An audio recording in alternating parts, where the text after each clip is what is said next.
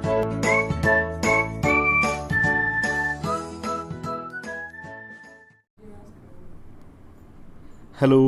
दोस्तों, नमस्कार। स्वागत है आपका रियल स्टडी एजुकेशन प्लेटफॉर्म पर।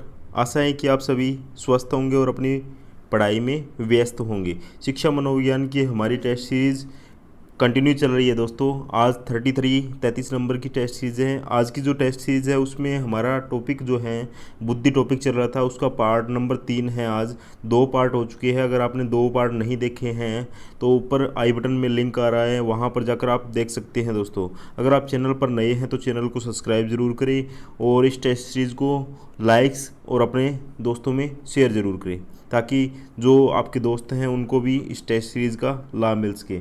दोस्तों, जो भी हमारी ये शिक्षा मनोविज्ञान की टेस्ट सीरीज़ हैं, जो 32 टेस्ट सीरीज़ हुई है वो टॉपिक वाइज टेस्ट सीरीज़ है दोस्तों। मिक्स टेस्ट नहीं है, सारे के सारे टॉपिक वाइज टेस्ट सीरीज़ चल रही है। ये जो टॉपिक हैं आपको पहले बता दिया जाता है और बाद में आपको टेस्ट लिया जाता है दोस्तों। ठीक है, ये जो हमारी शिक्षा मनोविज्ञान की टेस्ट सीरीज़ है वो आपके कोई भी किसी भी राज्य का टेट एग्ज़ाम हो, चाहे जो दिल्ली की DSSS वैकेंसी हैं, उन सभी के अंदर बहुत ही महत्वपूर्ण है दोस्तों। आज की जो 15 टॉप क्वेश्चन हैं उनकी चर्चा करें तो आज का पहला क्वेश्चन है दोस्तों, बुद्धि को स्थूल, अमूर्त एवं सामाजिक तीनों प्रकारों में किसने वर्गीकृत किया है।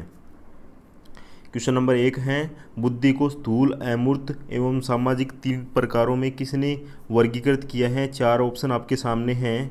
आप जो आपका आंसर होगा वो आप कमेंट सेक्शन में ज़रूर बताएं और अंत में अपने नंबर शेयर ज़रूर करें। 15 में से कितने क्वेश्चन आपने सही किए, कितने अटैम्प्ट किए थे, वो आप नंबर शेयर ज़रूर करें दोस्तों। टर्मन, पहला ऑप्शन है टर्मन, दूसरा स्टर्न है, तीसरा थॉर्नडाइक है, चौथा है गिलफोर्ड है। तो इसका सही आंसर क्या है दोस्तों। जो बुद्धि के 3 प्रकार हैं, स्थूल, अमूर्त और सामाजिक हैं, वो दोस्तों थॉर्नडाइक ने बताए हैं। ऑप्शन नंबर 3 सही है, थॉर्नडाइक। ठीक है, नेक्स्ट क्वेश्चन, यूनेस्को द्वारा हीन बुद्धि बालकों की बुद्धि लब्धि कितनी बताई गई है। ये जो हमारा यूनेस्को है, एक संस्था है, उसके द्वारा जो हीन बुद्धि बालक हैं दोस्तों, यहाँ पर जो हीन बुद्धि बालक हैं उनकी जो बुद्धि लब्धि है उनका निर्धारण यूनेस्को द्वारा किया गया है। तो वो कितना किया गया है इसकी बात यहाँ पे कर रहा है ये। तो ऑप्शन 1 है 0 से 19 बुद्धि लब्धि, दूसरा है 20 से 30, तीसरा है 0 से 7 और चौथा है 0 से 12। तो कौन सा ऑप्शन सही है आपकी दृष्टि से। तो इसमें सही आंसर की बात करें तो इसमें सही आंसर है जो यूनेस्को है उसके द्वारा हीन बुद्धि बालकों की जो बुद्धि लब्धि है वो 0 से 19 बुद्धि लब्धि बताई गई है। 0 से 19, ऑप्शन नंबर 1 सही है। नेक्स्ट क्वेश्चन, भारत में सर्वप्रथम बुद्धि परीक्षण इंटेलिजेंस टेस्ट का प्रारंभ हुआ था। कब बुद्धि परीक्षण प्रारंभ किया गया था। ऑप्शन दिए हुए हैं 1912 में, 1922 में, 1931 में या 1950 के अंदर। तो सर्वप्रथम बुद्धि परीक्षण है दोस्तों वो 1922 में स्टार्ट किया गया था। 1922 के अंदर प्रारंभ किया गया था जो सर्वप्रथम बुद्धि परीक्षण है भारत के अंदर बात करें अगर। ऑप्शन नंबर 2 सही है हमारा। नेक्स्ट, एक बालक की आयु 12 वर्ष है, बिन्ने का बुद्धि परीक्षण करने पर वह 15 वर्ष के सामान्य बालक के समान अंक प्राप्त कर सका। उसकी सही बुद्धि लब्धि निम्न में से किस विकल्प में दी गई है। यानी इसमें बोल रहा है कि जो एक बालक है उसकी वास्तविक जो आयु है वो 12 वर्ष है और बिन्ने का जो परीक्षण है उसके अनुसार जो है वो 15 वर्ष के बालक के समान क्या है अंक प्राप्त करता है। तो उसकी बुद्धि लब्धि कितनी है ये आपको बतानी है। तो इसमें बात करें बुद्धि लब्धि की, जो 12 वर्ष का बालक है 15 वर्ष के समान जो है अंक प्राप्त करता है तो उसकी बुद्धि लब्धि दोस्तों है 125 होगी। ठीक है, बिन्ने के अनुसार 125 होगी, जो ऑप्शन हमारा 3 नंबर सही है। नेक्स्ट क्वेश्चन, बाल अभिबोधन परीक्षण किस मनोवैज्ञानिक ने निर्मित किया था। यहाँ पे एक जो परीक्षण दिया हुआ है और पूछ रहा है किस मनोवैज्ञानिक ने उसको निर्मित किया था, निर्माण किया था। 4 ऑप्शन है, टर्मन व मेरिज ने, अर्नेस्ट क्रिस ने, जॉन लॉक ने, विलियम्स टाउन ने। तो इन 4 में से कौन सा ऑप्शन सही है। बाल अभिबोधन परीक्षण, बाल अभिबोधन परीक्षण की बात करें तो इसका सही आंसर है जो बाल अभिबोधन परीक्षण है वो अर्नेस्ट क्रिस ने दिया था दोस्तों, अर्नेस्ट क्रिस ने दिया है। ठीक है, ऑप्शन नंबर 2 सही है।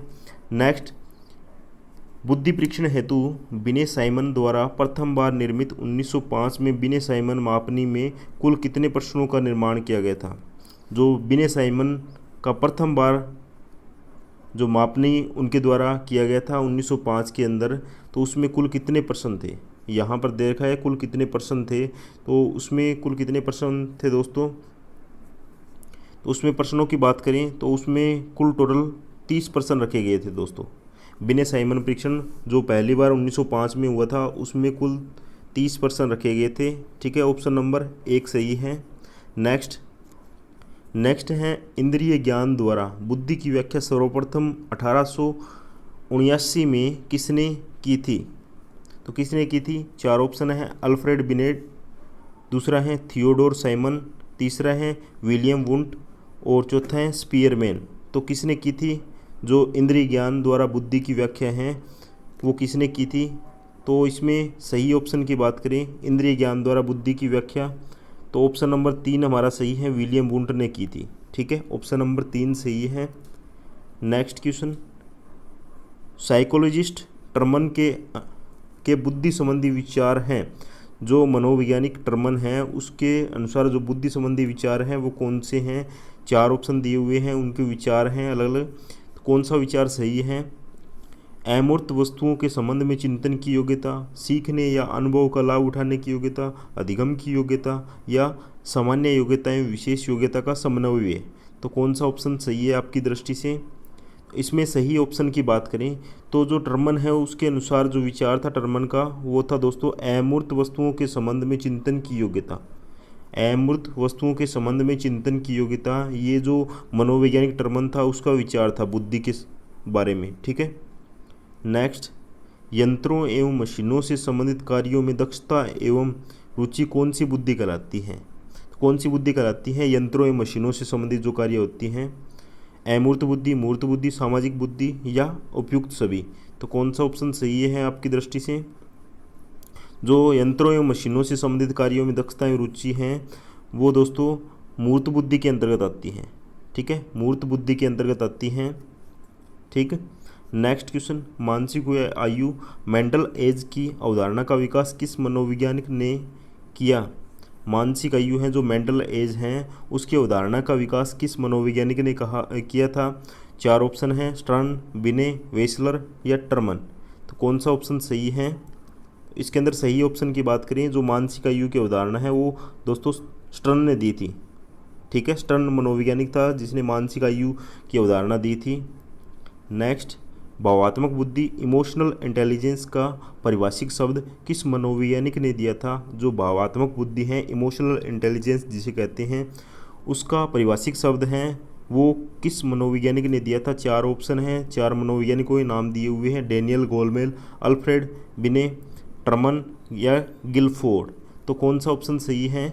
इसके अंदर बात करें जो भावात्मक बुद्धि हैं उसके बारे में है दोस्तों जो डेनियल गोलमेल है उसने बताया था। ठीक है, डेनियल गोलमेल ने इमोशनल इंटेलिजेंस के बारे में बताया था, इसलिए ऑप्शन हमारा 1 नंबर सही है।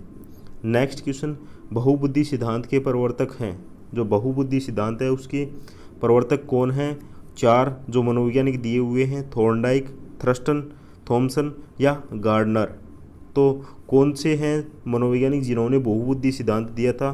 तो बहुबुद्धि सिद्धांत के जो प्रवर्तक हैं वो हैं दोस्तों ऑप्शन नंबर 4 गार्डनर। ठीक है, गार्डनर हैं वो बहुबुद्धि सिद्धांत के प्रवर्तक हैं। ठीक है, बहुबुद्धि सिद्धांत के प्रवर्तक। नेक्स्ट क्वेश्चन, बुद्धि के बहुकारक सिद्धांत के प्रवर्तक थॉर्नडाइक ने विशिष्ट योग्यताओं स्पेशल एबिलिटीज़ की संख्या कितनी बताई है।